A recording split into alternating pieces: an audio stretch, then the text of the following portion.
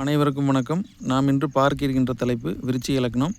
பொதுவாக விருச்சிக லக்னத்துக்கு அதிபதியாக இங்கே செவ்வாய் பகவான் வருவார். அவரே மேசத்துக்கும் 6ஆம் வீட்டுக்கும் அதிபதியாக வராரு. விருச்சிக லக்னத்துக்கு யோகம் தரும் கிரகங்களாக குரு, சூரியன், வளர்பிறை சந்திரன், செவ்வாய் இந்த 4 கிரகங்களும் நல்ல பலனை கட்டாயம் செய்வாங்க. அடுத்து அவயோகி கெடுபலன் தருகின்ற அமைப்பில் புதன், சுக்கிரன், சனி இந்த 3 கிரகங்களும் வருவாங்க. அடுத்து ராகு கேதுக்கள் லக்ன யோகர் வீட்டில் அமரும் பொழுது கட்டாயம் குறைந்தபட்சமாவது ஒரு நல்ல பலனை கட்டாயம் செஞ்சுருவாங்க. அடுத்து லக்ன அவயோகர் வீட்டில் அமரும் பொழுது கெடுபலன் கட்டாயம் உண்டு. இங்கே ராகு நல்ல பொசிஷனுக்கு வந்தால் கேது அவயோகமான பொசிஷனுக்கு போயிடுவார். கேது நல்ல பொசிஷனுக்கு வந்தால் ராகு அவயோகமான பொசிஷனுக்கு போயிடுவார். ஓகே, இப்போது விருச்சிக லக்னத்துக்கு எந்த கிரகநிலை எப்படி இருந்தால் பலன் இருக்கும் அப்படிங்கிறத பார்க்கலாம். அதாவது ஃபஸ்ட்டு குரு விருச்சிக லக்னத்தில் குரு அமர்றது மிக சிறப்பான பலனை கொடுக்கும். மிக மிக சிறப்பு.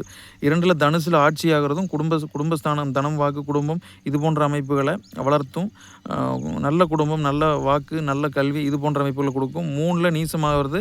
2க்கும் 5க்கும் உடைய கிரகம் இங்கே 3ல் நீசமாகிறது தன்னுடைய சுபபலனை குறைத்து கொடுக்கும் அமைப்பு. 7ஆம் இடத்தோட தொடர்பு கொள்வார். நல்ல மனைவியை கொடுப்பார். ஆனாலும் இங்கே நீசமாவது ஒரு பொருளாதார விஷயத்தில் ஒரு கஷ்டத்தை கொடுத்து முன்னேறதோ அல்லது புத்திரம் சார்ந்த விஷயங்களில் தாமதமாகி பிறக்கிறதோ இது போன்ற பலன்களை இங்கே கொடுக்கவே செய்கிறாரு. அடுத்து 4ல் இருக்கிற குரு நல்ல பலனை கண்டிப்பாக செய்வார். சிம்மத்தோட தொடர்பு கொள்வார். நல்ல வருமானம், நல்ல வேலை, கௌரவம், அந்த கௌரவத்தினால குடும்பம் அமைகிறது இது போல் நல்ல பலன்களை செய்வார். 5ல் ஆட்சி ஆகிறது ரொம்ப சிறப்பு. 6ல் இருக்கலாமா? 6ல் மேசத்தில் நட்பு நிலைமையில் இருந்தாலும் இங்கே ஒரு சுபகிரகம் போய் 6ல் மறையக்கூடாது. நன்மைகள் குறைவு. ஆனாலும் கெடுபலன் பெரிய அளவில் இருக்காது. ஆனாலும் 6, 12 நல்ல வேலையை கொடுப்பாரு. தூரமாக நவுத்துவார், தூரதேசத்துக்கு நவுத்துவார். இது போன்ற பலன்கள் இருக்கும். 7ல் இருக்கலாமா? இங்கே 2க்கும் 5க்கும் உடைய கிரகம் 7ல் இருக்கிறது ரொம்ப சிறப்பான பலனை செய்யும். 8ல் இருக்கலாமா? குரு 8ல் மறைவது நல்ல பலன் இல்லை. ஆனாலும் இங்கே 5க்கும் 2க்கும் உடைய கிரகம் 8ல் மறைகிறது குடும்பம் சார்ந்த விஷயங்களில் ஒரு சில சூழ்நிலைகளில் தவிர்க்க முடியாத துன்பங்களை கண்டிப்பாக கொடுக்குது. கெடுபலன் நடந்ததுக்கு பின்னரே அவங்க வாழ்க்கை நல்லா இருக்குதுங்கிற ஒரு தன்மையை இங்கே இருக்கிற அமர குரு செய்கிறாரு. கடகத்தில் உச்சமாகலாமா? ரொம்ப சிறப்புங்க. கடகத்தில் குரு தனிச்சு உச்சமாவது ரொம்ப சிறப்பான பலனை செய்யும். 10ல் அமர்வது சிறப்பு. 11ல் அமர்வது லாபஸ்தானம், குடும்பஸ்தானம் அனைத்து அமைப்புலையும் நல்லது பண்ணுவார். குரு 11ல் அமர்வது சிறப்பு. இங்கே 12ல் துலாத்தில் மறைவது நல்ல பலன் இல்லைங்க. 12ல் குரு மறையக்கூடாது. என்னதான் இருந்தாலும் 2க்கும் 5க்கும் உடைய கிரகம் 12ல் மறைவது நல்ல பலன் இல்லை. குரு 6, 8, 12ல் மறையாமல் இருப்பது மிகப்பெரும் மேன்மையை கொடுக்கும். அடுத்து சூரியன் இங்கே விருச்சிக லக்னத்தில் இருக்கலாம். லக்னத்தில் இருந்தால் நல்ல பலனை கொடுப்பாரு. அடுத்து தனுசில் அமரலாம். மிகப்பெரிய யோகமான பலன்கள் இருக்கும். 3ல் இருக்கலாமா? 3ல் பகை நிலைமை அடைஞ்சு இங்கே மறைவு ஸ்தானம், அதாவது 3ஆம் இடம்ங்கிறது ஒரு 25% ஒரு மறைவு ஸ்தானங்கிற அடிப்படையில் 3ஆம் இடத்தில் அமர்வது அது ஒரு சூரியனுக்கு உகந்த ஸ்தானம் இல்லை.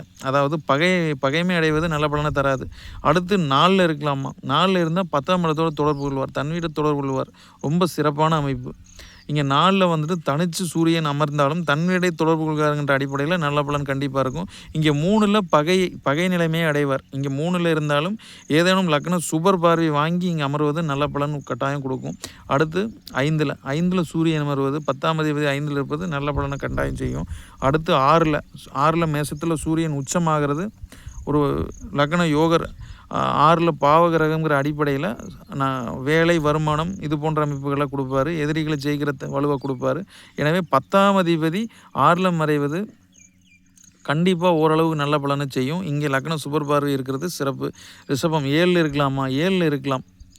7ல் இருக்கிறது நல்ல பலனை கண்டிப்பாக செய்யும். 7ல் இருக்கிறது சிறப்பு. 8ல் இருக்கலாமா?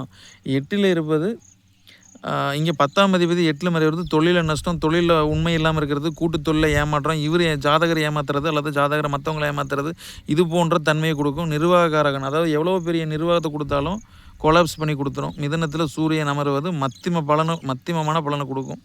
அடுத்து 9ல் அமரலாமா? 9ல் அமர்வது சிறப்பு. நல்ல பலன் மிகுதியாக இருக்கும். 10ல் அமர்வது மிக சிறப்பு. இவரை நம்பி எல்லா பொறுப்பையும் ஒப்படைக்கலாம். 10ல் சிம்மம் ஒரு நிர்வாகத்தை ஒப்படைக்கலாம். சிம்மத்தில் அமர்வது ரொம்ப சிறப்பு. 11ல் அமர்வது ரொம்ப சிறப்பு.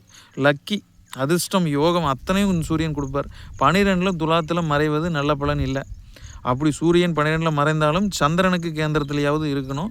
கண்டிப்பாக நல்ல பலன் செய்வார். 10ஆம் அதிபதி 12ல் மறைவாருங்கிற குறை சந்திரனுக்கு கேந்திரத்தில் இருக்கும்பொழுது நிவர்த்தி ஆகும். அந்த சந்திரன் நிச்சயமாக ஒளி பொருந்திய தன்மையில் இருக்கணும். அடுத்து சந்திரன் பொதுவாக இந்த சந்திரன் 9ஆம் அதிபதியாக வருவார்.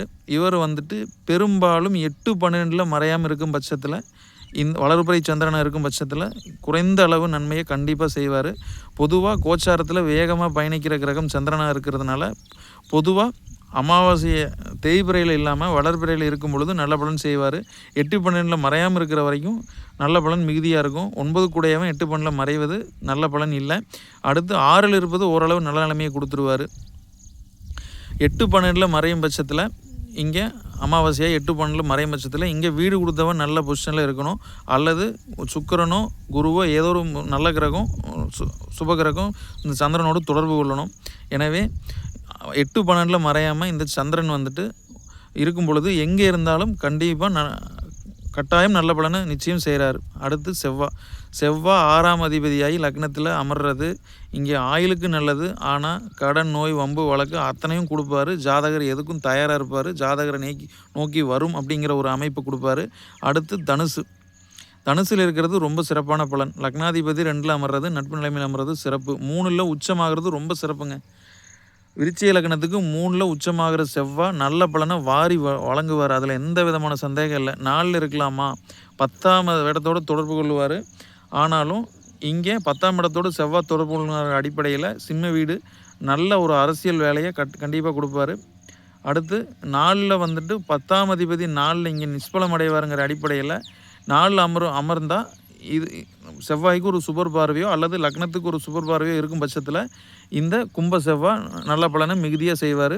அடுத்து மீனத்தில் அமர்வது ரொம்ப சிறப்பு. 6ல் இருக்கலாமா, பொதுவாக ஒரு பாவகிரகம் 6ல் ஆட்சி ஆகிறது. லக்னாதிபதி 6ல் இருக்கிறது ஜாதகருடைய குணநலன்களை கெடுக்கும். ஒரு நல்ல சாஃப்டான ஒரு விஷயங்களை ரொம்ப ஹார்டாக முடிப்பார். ஸோ 6ல் இருப்பது வெற்றிகளை கொடுத்தாலும் குணம் சார்ந்த விஷயங்களில் ஒரு மூர்க்கத்தனமான விஷயங்களில் லக்னத்தில் இருந்தாலும் கொடுப்பார், 6ஆம் இடத்துல இருந்தாலும் கொடுப்பார். லக்னாதிபதி 6ல் லக்னத்துலேயும் இந்த லக்னத்துக்கு 6ஆம் அதிபதி லக்னத்துலேயும் இருக்கக்கூடாது, லக்னாதிபதி போய் 6ஆம் இடத்துலையும் இருக்கக்கூடாது. எனவே 6ல் ஒரு குரு சுபர் தொடர்பை பெற்று இருக்க சிறப்பு. அல்லது லக்னத்தோடு ஏதாவது 6ல் மேசத்தில் செவ்வாய் அமர்ந்தாலும் ஏதேனும் ஒரு சுபகிரகம் லக்னத்தோடு தொடர்பு கொள்வது இந்த கெடுபலனை குறைச்சி கொடுக்கும். அடுத்து ரிஷபத்தில் இங்கே 6ஆம் அதிபதி 7ல் இருக்கிறது லக்னத்தோட தொடர்பு கொள்ளும் அடிப்படையில் திருமணத்தில் லேட் பண்ணவும் கூடாது. 8ல் இருக்கக்கூடாது. 9ல் நீசமாவார். 9ல் இங்கே வீடு கொடுத்தவன் வலு மிகவும் முக்கியம். 9ல் நீசமாகிறது லக்னாதிபதி நீசமாகிறாருங்கிற தன்மை ஆயுளுக்கு நன்மை நல்ல பலனை தராது. அடுத்து 10ல் அமர்வது சிறப்பு. 11ல் அமர்வதும் சிறப்பு. 12ல் மறையக்கூடாது. திருமணம் சார்ந்த விஷயங்கள்ல அனைத்து விஷயங்களையும் லேட் பண்ணி தருவார். எனவே செவ்வாய் 12லையும் மறையக்கூடாது.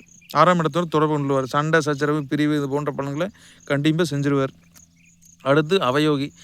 இந்த